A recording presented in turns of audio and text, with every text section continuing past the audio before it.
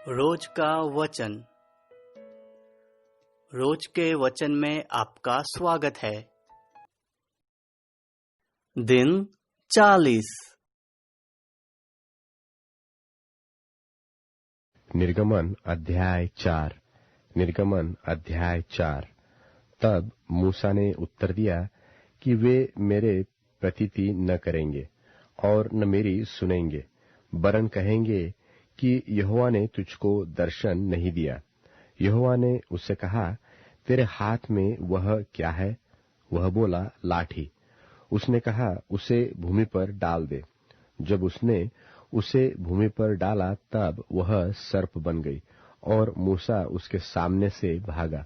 तब यहोवा ने मूसा से कहा, हाथ बढ़ाकर उसकी पूंछ पकड़ ले कि वे लोग प्रतीति करें कि तुम्हारे पितरों के परमेश्वर अर्थात इब्राहिम के परमेश्वर, इसहाक के परमेश्वर और याकूब के परमेश्वर यहोवा ने तुझको दर्शन दिया है।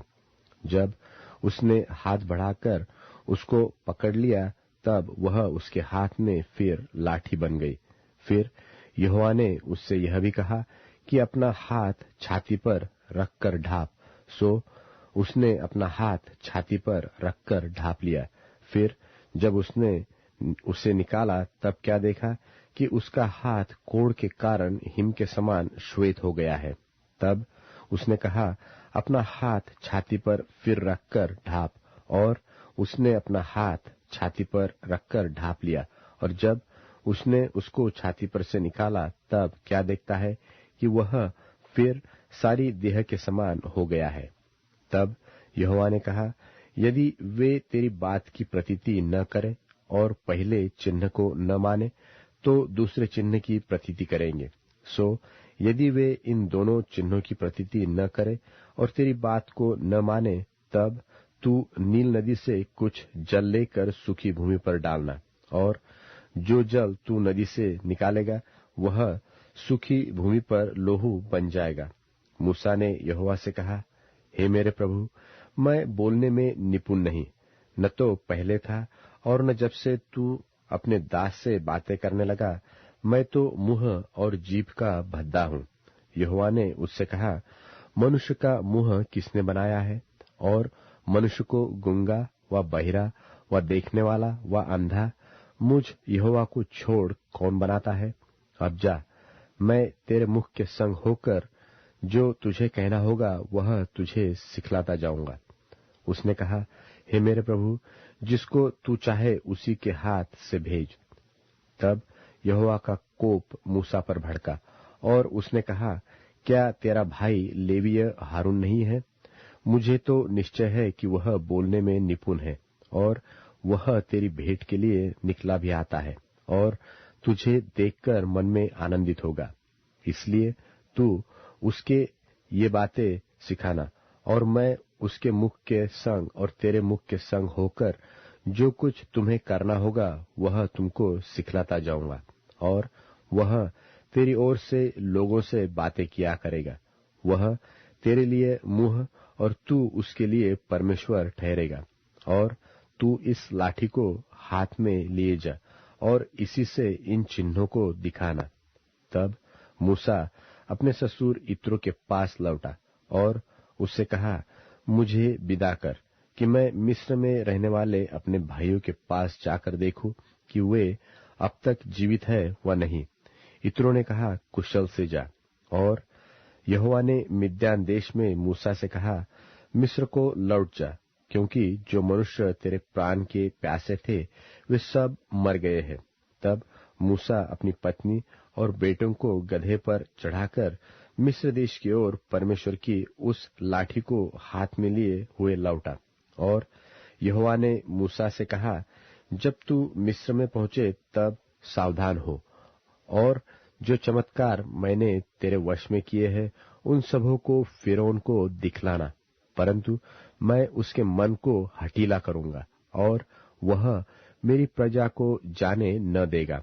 और तू फिरौन से कहना कि यहोवा परमेश्वर यो कहता है कि इस्राएल मेरा पुत्र वरन मेरा जेठा है, और मैं जो तुझसे कह चुका हूं कि मेरे पुत्र को जाने दे कि वह मेरी सेवा करे और तूने अब तक उसे जाने नहीं दिया।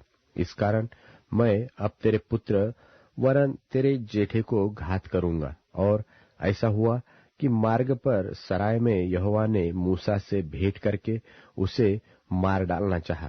तब सिप्पोरा ने एक तेज चकमक पत्थर लेकर अपने बेटे की खडली को काट डाला और मूसा के पांव पर यह कहकर फेंक दिया कि निश्चय तू लोहू बहाने वाला मेरा पति है। तब उसने उसको छोड़ दिया और उसी समय खतने के कारण वह बोली, तू लोहू बहाने वाला पति है। तब यहोवा ने हारून से कहा, मूसा से भेंट करने को जंगल में जा। और वह गया और परमेश्वर के पर्वत पर उससे मिला और उसको चूमा।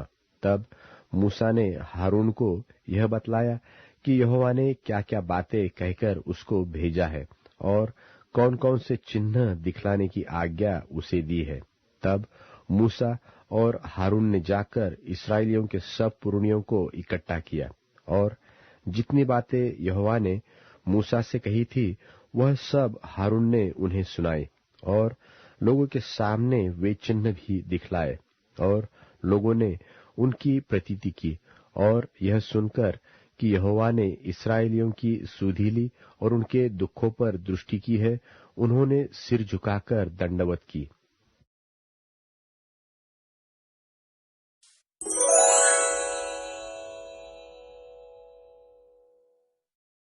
निर्गमन अध्याय 5। निर्गमन अध्याय 5। इसके पश्चात मूसा और हारून ने जाकर फिरौन से कहा, इस्राएल का परमेश्वर यहोवा यो कहता है कि मेरी प्रजा के लोगों को जाने दे कि वे जंगल में मेरे लिए पर्व करें। फिरौन ने कहा, यहोवा कौन है कि मैं उसका वचन मानकर इस्राएलियों को जाने दूं? मैं यहोवा को नहीं जानता और मैं इस्राएलियों को नहीं जाने दूंगा। उन्होंने कहा, इब्रियों के परमेश्वर ने हमसे भेंट की है, सो हमें जंगल में 3 दिन के मार्ग पर जाने दे कि अपने परमेश्वर यहोवा के लिए बलिदान करे। ऐसा न हो कि वह हमसे मरी फैलाए व तलवार चलवाए। मिस्र के राजा ने उनसे कहा, हे मूसा, हे हारून, तुम क्यों लोगों से काम छुड़वाना चाहते हो? तुम जाकर अपने अपने बोझ को उठाओ। फिर फिरौन ने कहा, सुनो, इस देश में वे लोग बहुत हो गए हैं, फिर तुम उनको परिश्रम से विश्राम दिलाना चाहते हो। और फिरौन ने उसी दिन उन परिश्रम करने वालों को जो उन लोगों के ऊपर थे और उनके सरदारों को यह आज्ञा दी कि तुम जो अब तक ईंटें बनाने के लिए लोगों को पुआल दिया करते थे, सो आगे को न देना। वे आप ही जाकर अपने लिए पुआल इकट्ठा करें। तो भी जितनी ईंटें अब तक उन्हें बनानी पड़ती थी, उतनी ही आगे को भी उनसे बनवाना। ईंटों की गिनती कुछ भी न घटाना, क्योंकि वे आलसी है। इस कारण यह कहकर चिल्लाते हैं कि हम जाकर अपने परमेश्वर के लिए बलिदान करें। उन मनुष्यों से और भी कठिन सेवा करवाई जाए कि वे उसमें परिश्रम करते रहे और झूठी बातों पर ध्यान न लगाए। तब लोगों के परिश्रम करने वालों ने और सरदारों ने बाहर जाकर उनसे कहा, फिरौन इस प्रकार कहता है कि मैं तुम्हें पुआल नहीं दूंगा। तुम ही जाकर जहां कहीं पुआल मिले वहां से उसको बटोर कर ले आओ, परंतु तुम्हारा काम कुछ भी नहीं घटाया जाएगा। सो वे लोग सारे मिस्र देश में तीतर बीतर हुए कि पुलाव की संति खुंटी बटोरे। और परिश्रम करने वाले यह कहकर उनसे जल्दी करते रहे कि जिस प्रकार तुम पुआल पाकर किया करते थे, उसी प्रकार अपना प्रतिदिन का काम अब भी पूरा करो। और इस्राएलियों में से जिन सरदारों को फिरौन के परिश्रम कराने वालों ने उनका अधिकारी ठहराया था, उन्होंने मार खाई। और उनसे पूछा गया कि क्या कारण है कि तुमने अपनी ठहराई हुई ईंटों की गिनती के अनुसार पहले की नाई कल और आज पूरी नहीं कराई? तब इस्राएलियों के सरदारों ने जाकर फिरौन की दुहाई देकर यह कहा कि तू अपने दासों से ऐसा बर्ताव क्यों करता है? तेरे दासों को पुआल तो दिया ही नहीं। और वे हमसे कहते हैं कि ईंटें बनाओ, ईंटें बनाओ, और तेरे दासों ने भी मार खाई है, परंतु दोष तेरे ही लोगों का है। फिरौन ने कहा, तुम आलसी हो, आलसी, इस कारण कहते हो कि हमें यहोवा के लिए बलिदान करने को जाने दे, और अब जाकर अपना काम करो, और पुआल तुमको नहीं दिया जाएगा, परंतु ईंटों की गिनती पूरी करनी पड़ेगी। जब इस्राएलियों के सरदारों ने यह बात सुनी कि उनकी ईंटों की गिनती न घटेगी और प्रतिदिन उतना ही काम पूरा करना पड़ेगा, तब वे जान गए कि उनके दुर्भाग्य के दिन आ गए हैं। जब वे फिरौन के सन्मुख से बाहर निकल आए, तब मूसा और हारून जो उनसे भेंट करने के लिए खड़े थे उन्हें मिले, और उन्होंने मूसा और हारून से कहा, यहोवा तुम पर दृष्टि करके न्याय करे, क्योंकि तुमने हमको फिरौन और उसके कर्मचारियों की दृष्टि में घृणित ठहरवाकर हमें घात करने के लिए उनके हाथ में तलवार दे दी है। तब मूसा ने यहोवा के पास लौटकर कहा, हे प्रभु, तूने इस प्रजा के साथ ऐसी बुराई क्यों की, और तूने मुझे यहाँ क्यों भेजा? जब से मैं तेरे नाम से फिरौन के पास बातें करने के लिए गया, तब से उसने इस प्रजा के साथ बुरा ही व्यवहार किया है, और तूने अपनी प्रजा का कुछ भी छुटकारा नहीं किया।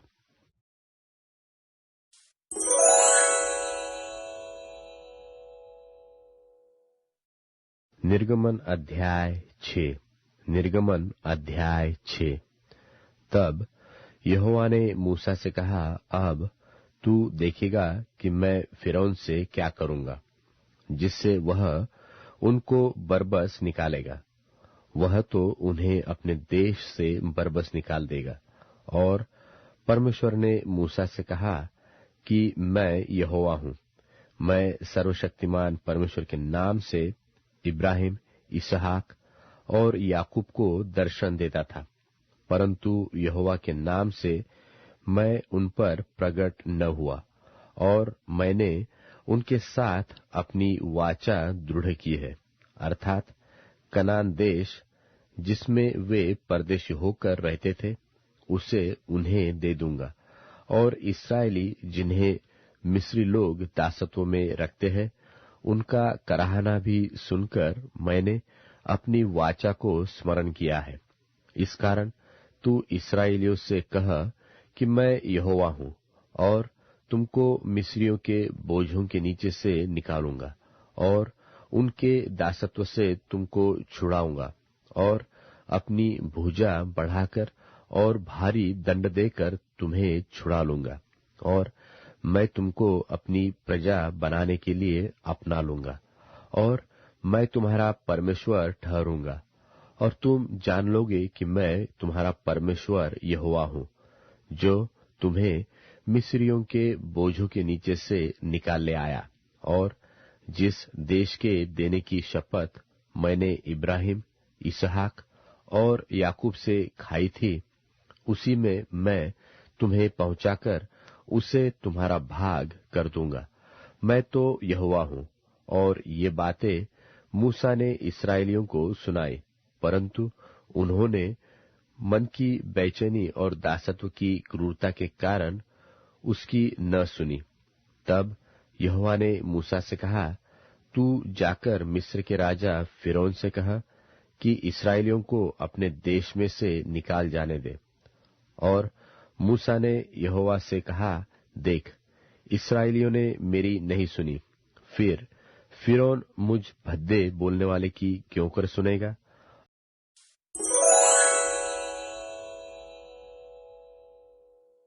तब यीशु ने उनसे कहा, मेरी वजह से आज रात तुम सभी लड़खड़ा जाओगे, क्योंकि लिखा है, मैं चरवाहे पर वार करूंगा और झुंड की भेड़ें तितर-बितर हो जाएंगी। लेकिन जी उठने के बाद तुमसे पहले मैं गलील जाऊंगा। पतरस ने जवाब में कहा, आपकी वजह से चाहे सब लड़खड़ाएं, मैं मजबूत बना रहूंगा।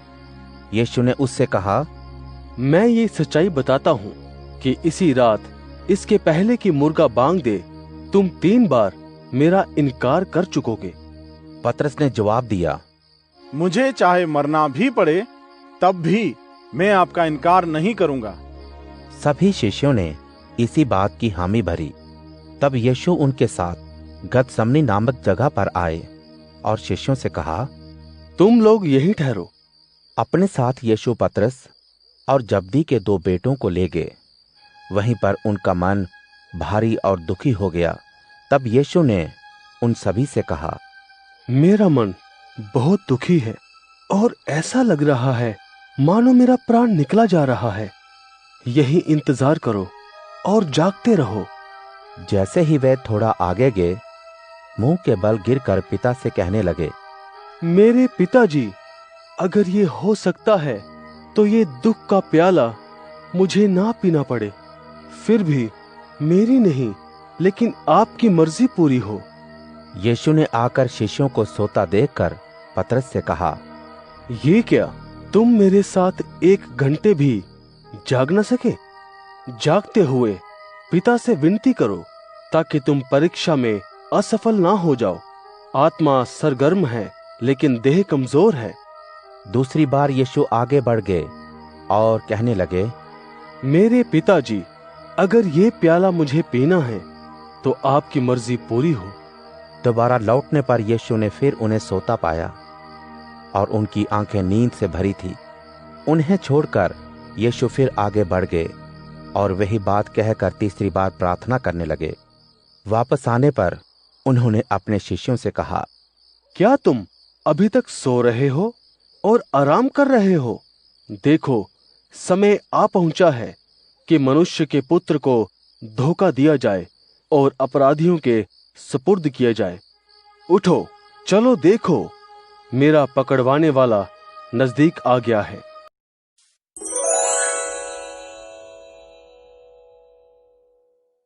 मेरे पुत्र, मेरी बात सुन, मेरे शब्दों को स्वीकार कर ताकि तेरी आयु लंबी हो। मैंने तुझको बुद्धि का मार्ग बताया है। मैंने सीधे पथ पर तेरा मार्गदर्शन किया है। जब तू बुद्धि के मार्ग पर चलेगा तब तेरे पैरों को बाधा न होगी। यदि तू दौड़ेगा तो तुझको ठोकर न लगेगी। मेरी शिक्षा को कस कर पकड़े रह, उसकी रक्षा कर, वह तेरा जीवन है। दुर्जन की गली में कदम मत रखना और न दुष्कर्मी के पथ पर चलना। उस पथ की ओर ध्यान भी न देना, उसके पास से गुजरना भी नहीं। उसकी ओर से मुंह मोड़ ले और आगे बढ़ जा। जब तक दुर्जन दुष्कर्म न कर लें, उनको नींद भी नहीं आती।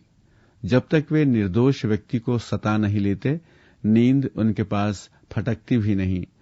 दुष्कर्म ही उनकी रोटी और हिंसा ही उनका पानी है। धार्मिक व्यक्ति का पथ मानो उषा काल का प्रकाश है, जो सवेरे से दोपहर तक अधिकाधिक बढ़ता रहता है। पर दुर्जन का मार्ग घोर अंधकारमय है। वे नहीं जानते कि किससे ठोकर खाकर गिरेंगे।